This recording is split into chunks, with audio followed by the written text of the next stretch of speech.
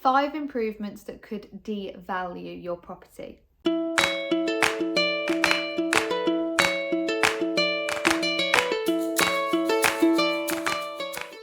Renovating your property is one way that you can increase the value, but there are certain modifications that could actually have the opposite effect. So I'm always trying to think of new information that I can help and add value to anybody watching and listening.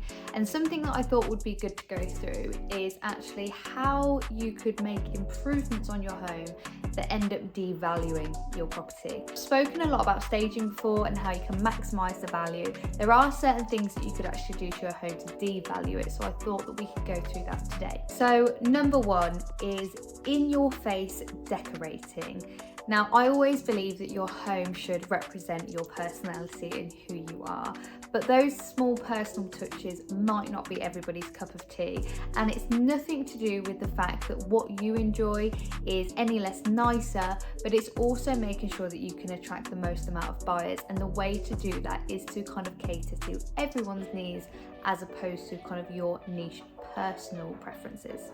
A good way to think about it is colour in your home. So for instance, wallpaper, decoration, paint on the walls.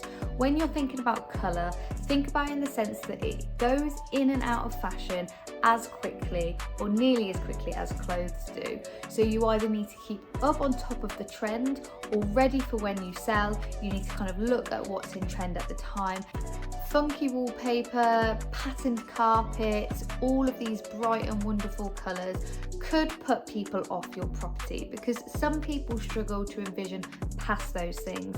They will just see the room, whether it be on a photograph or in a viewing, as it is at the time. Some people can see past it, especially investors and developers. However, we want to make it as easy as possible for potential buyers. So do think, would somebody be able to see themselves living in your home if it is completely up to your taste? And your taste might be neutral tones and something that's quite on trend, brilliant. But if you do have a property that has funky wallpaper, bright colours, or even dark colours, so your dark blues, your dark greys, anything that kind of darkens the room, although that looks brilliant and it is up to your taste, it is something to think about when selling. And one great way to think about it is if you do update your property to the on-trend colours, so whether that be paint on the walls or carpets or decor in like a whole, then your property will look well cared for. It won't look outdated, it won't look like it's been, you know, the same decor, the same paintings for like 10 plus years. It will make the home feel more homely, more looked after, and that is actually quite a nice feeling to walk into as a buyer viewing your property. And one last top tip on that, please do not paint all your walls magnolia thinking that that is a neutral tone. Magnolia was on trend probably 15 years ago, so it is probably the fastest and quickest way to outdate your property. So number 2 is actually getting rid of a bath. Quite modern bathrooms, probably in the last kind of like 5 years, if we have seen kind of influx in these amazing, beautiful, like double showers, huge wet room style modern contemporary bathrooms, and they are brilliant, and actually a lot of people would see that and go, wow, that's a beautiful bathroom. However, it does decrease the saleability because it actually reduces and narrows down the amount of buyers that would be interested in purchasing your property. Think about a few select people, so families with young children. A lot of the time they would need a bathtub over a shower. Also think about pet owners. So washing muddy paws if they don't have facilities downstairs, or for example in the garden. A lot of pet owners would like, for pure ease, a bathtub that they can take their dog, their cat, any kind of pet into the bath and wash them down. A lot of people have children and a lot of people have pets. So you don't want to rule them out. One way you can make sure you kind of get a bit best of both worlds is if you have multiple bathrooms in your home, just make sure that one of those bathrooms does offer a bath and the rest of them can be just shower facilities. Or you can do quite modern and really lovely designs of power showers over a bathtub. but completely getting rid of a bathtub or taking that out and not having one offered into the property could reduce the amount of buyers looking at your home.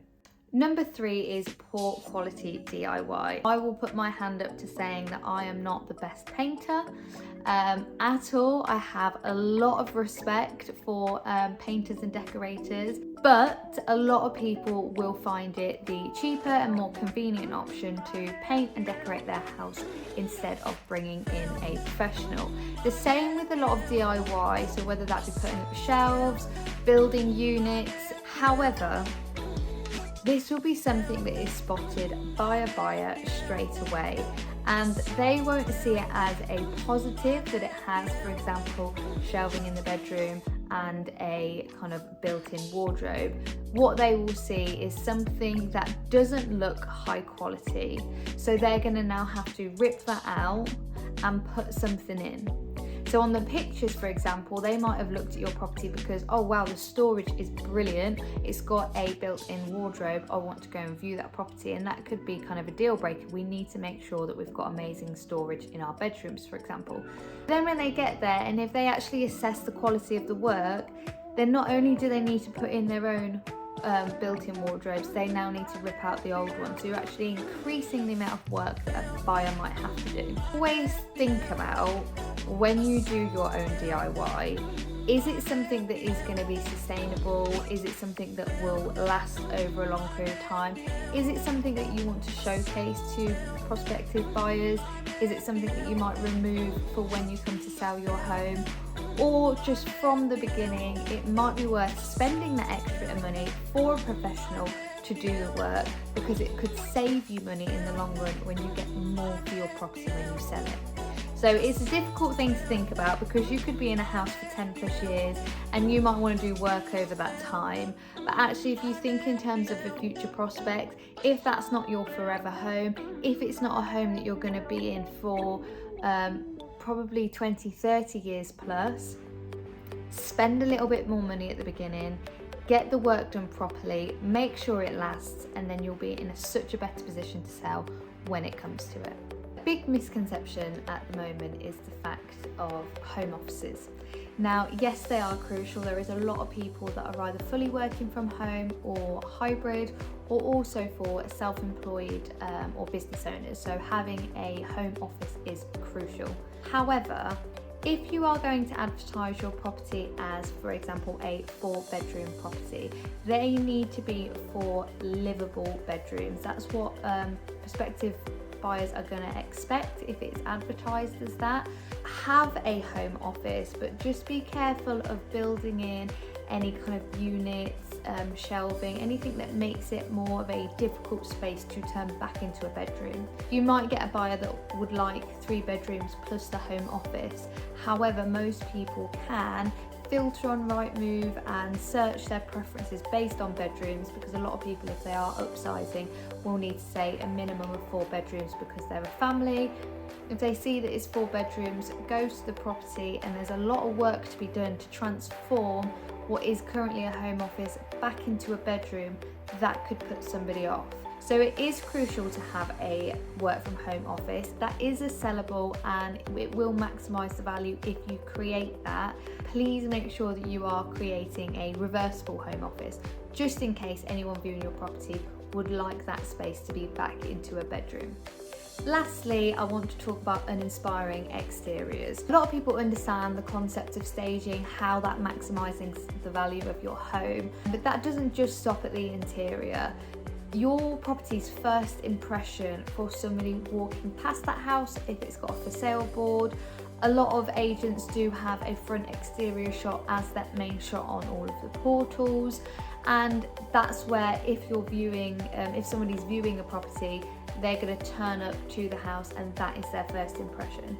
So please make sure that there is a lot of time and effort into your front and rear gardens. It's not something that can be put off. If you make your home immaculate and the interior is beautiful, it can take something like a first impression to change the whole emotional response to that property. And ultimately we want to find an emotional buyer in order to drive that price up. Do think about if you need to repaint the front of the property, if there's any fences that need to be repaired, if there's old stones or pavement that needs to be jet washed or needs to also be replaced, if the turf needs to be cut back, if there needs to be anything planted to make it look colourful and bright and kind of in season.